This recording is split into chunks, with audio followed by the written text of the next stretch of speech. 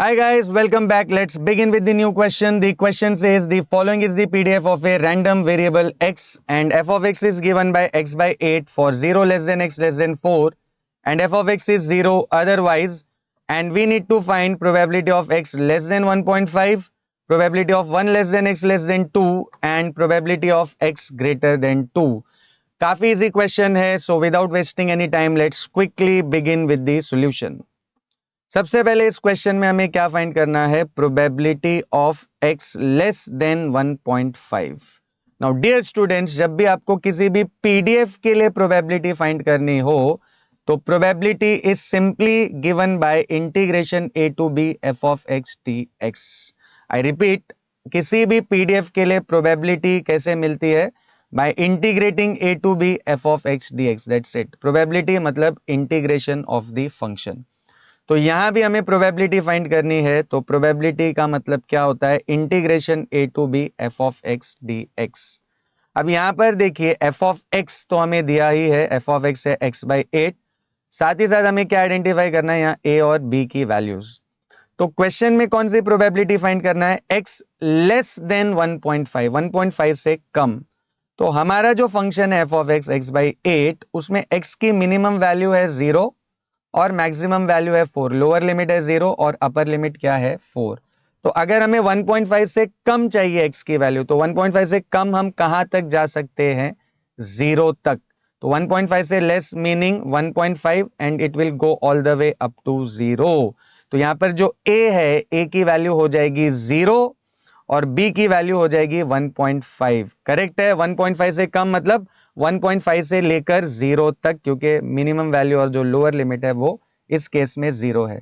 तो next step में ये जो इंटीग्रेशन a टू b है, ये हो जाएगा इंटीग्रेशन 0 टू 1.5 और f ऑफ x की जगह पर क्या आ जाएगा? x by 8 dx. अब यहां पर ये जो x बाई 8 में 8 है, ये कांस्टेंट है, तो we can take this constant outside the integral. तो ये हो जाएगा 1 बाई 8 आउटसाइड और इंटीग्रल 0 टू 1.5 x dx.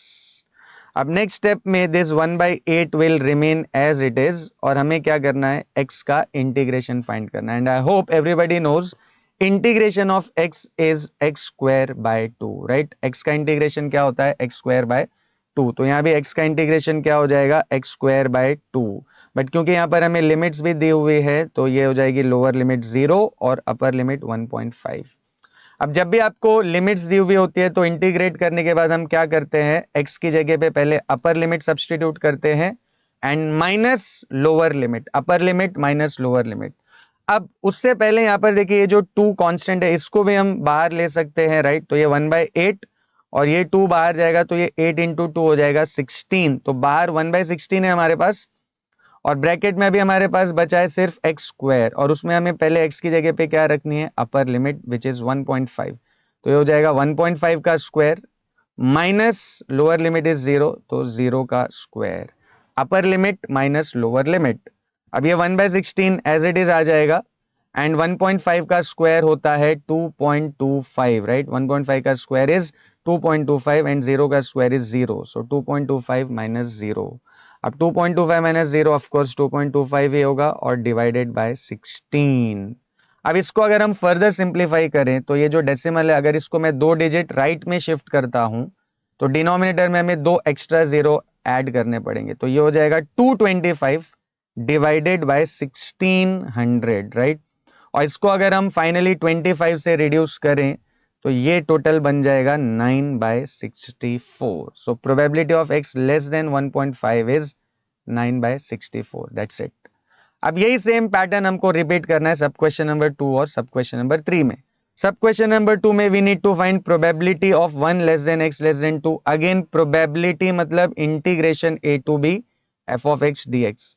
अब यहां पर देखिए लोअर और अपर लिमिट तो क्वेश्चन में ही दिया है. लोअर लिमिट है 1 और अपर लिमिट है 2. तो a की जगह पे 1 आ जाएगा, b की जगह पे 2 आ जाएगा. तो integration 1 to 2 and f of x क्या है? x by 8 dx. अगेन इसमें से 1 बाई 8 को हम कांस्टेंट है बाहर ले सकते हैं और इंटीग्रल के अंदर सिर्फ क्या बचेगा? 1 to 2 x dx and x का integral as you know x square by 2. तो ये 1 by 8 as it is and x का इंटीग्रेशन हो जाएगा x square by 2. Lower limit is 1, upper limit is 2. 2 को बाहर शिफ्ट करेंगे, ये हो जाएगा 1/16। सेम वही प्रोसीजर है जो अभी हमने सब क्वेश्चन नंबर 1 में यूज किया था। ये 2 सा 16 और बचेगा सिर्फ एक्स स्क्वायर। तो पहले एक्स की जगह पे अपर लिमिट रखोगे तो ये 2 का square and minus lower limit is 1, 1 का स्क्वायर। अब देखिए 2 का स्क्वायर होता है 4 और 1 का स्क्वायर होता है 1, सो 4 - 1 will be 3, so 1/16 into 3 will be 3/16। And finally for सब क्वेश्चन नंबर 3, अच्छा ये 3/16 को अगर हम डेसिमल फॉर्म में कन्वर्ट करें तो ये 0.1875 हो जाएगा, right. Now for sub question number 3, we need to find probability of x greater than 2. Again probability मतलब integration a to b f of x dx। अब यहाँ पर देखिए ग्रेटर देन 2, तो 2 से बड़ी वैल्यू, 2 से बड़ी x की वैल्यू हम कहाँ तक जा सकते हैं, 4 तक, क्योंकि जो हमारा फंक्शन है उसमें x की जो लोअर लिमिट है वो है 0 और अपर लिमिट है 4। तो 2 से ग्रेटर हम कहाँ तक जा सकते हैं, 4 तक।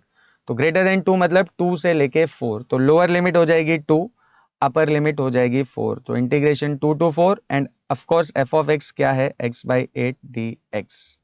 नाउ डियर स्टूडेंट्स, आगे आपको सेम वही चीज रिपीट करनी है जो हमने सब क्वेश्चन नंबर 1 में और सब क्वेश्चन नंबर 2 में रिपीट किए हुए। तो I am not repeating everything, you can do it of your own. Just look at this screen, x/8 है, इसमें 1/8 बाहर चला जाएगा। x का इंटीग्रल होता है x² 2 और लोअर लिमिट है 2, अपर लिमिट है 4।